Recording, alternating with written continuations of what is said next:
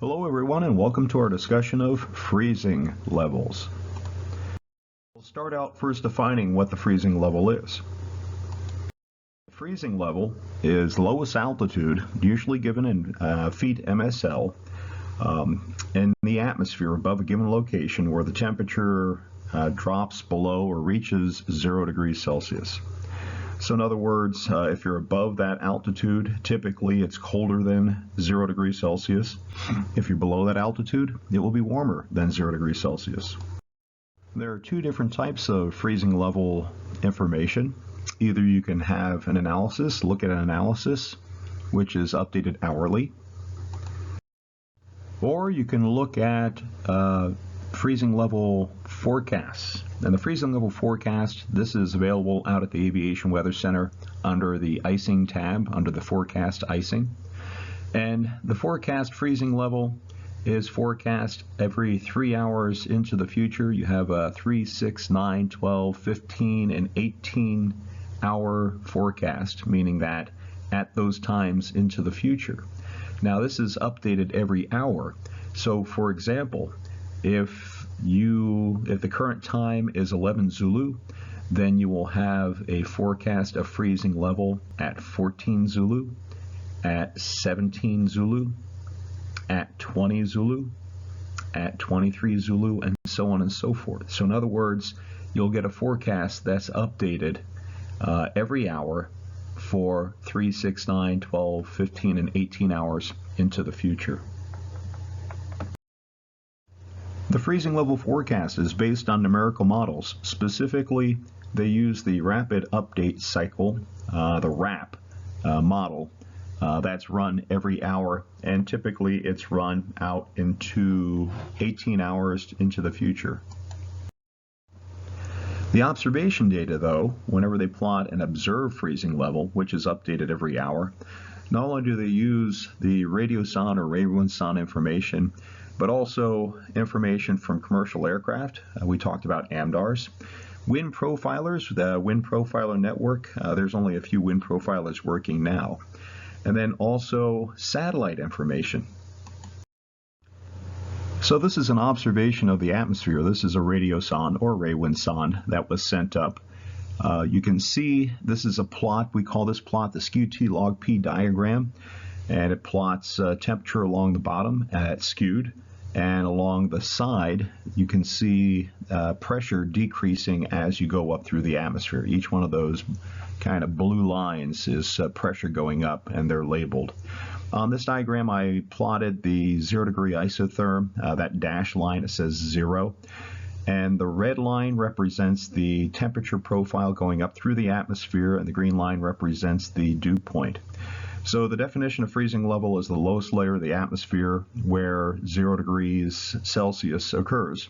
And you can see that the sounding, the red line, crosses or hits the blue 0 degree isotherm at about 620 millibars.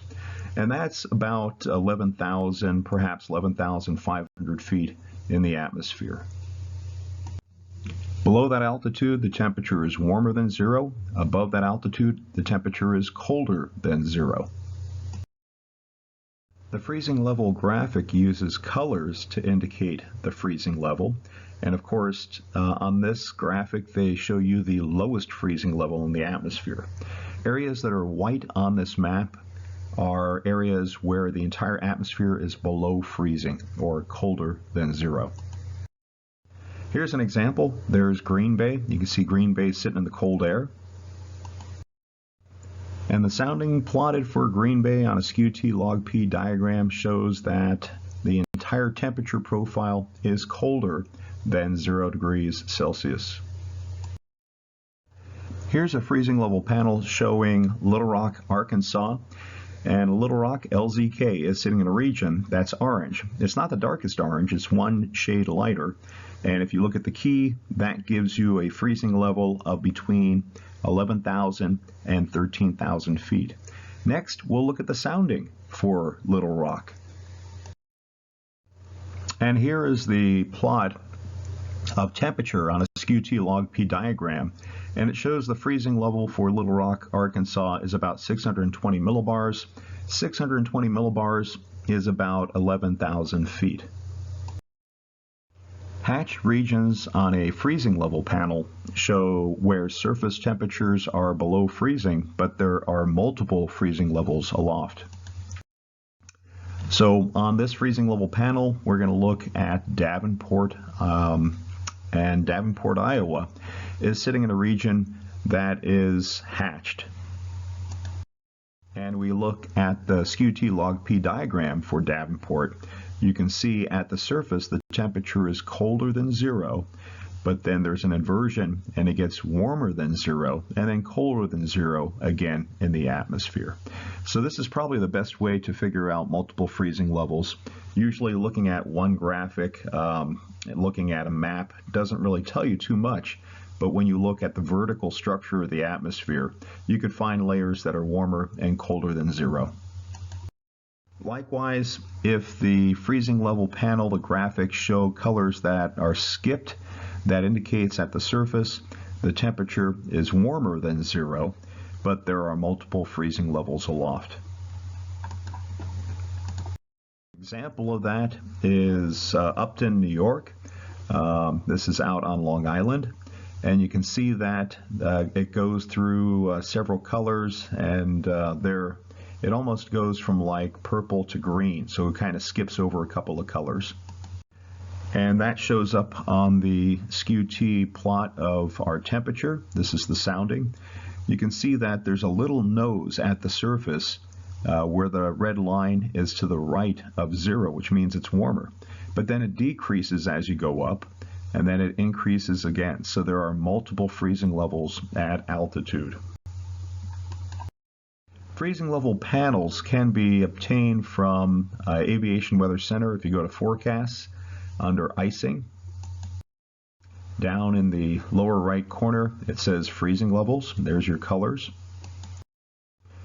And you have several options. You can go out into the future and look at the freezing level. 0 hour is the observed freezing level, the analysis. But you have several options, 3-hour time steps into the future, going out 3, 6, 9, 12, 15, and 18 hours into the future. Or you can use the Aviation Weather Center's graphical airmets and just go under advisories. And then looking at the freezing level, you can plot that by just clicking off all of the other options and just clicking on freezing level. And there you will get freezing levels every 4,000 feet. So that's all for freezing level graphics.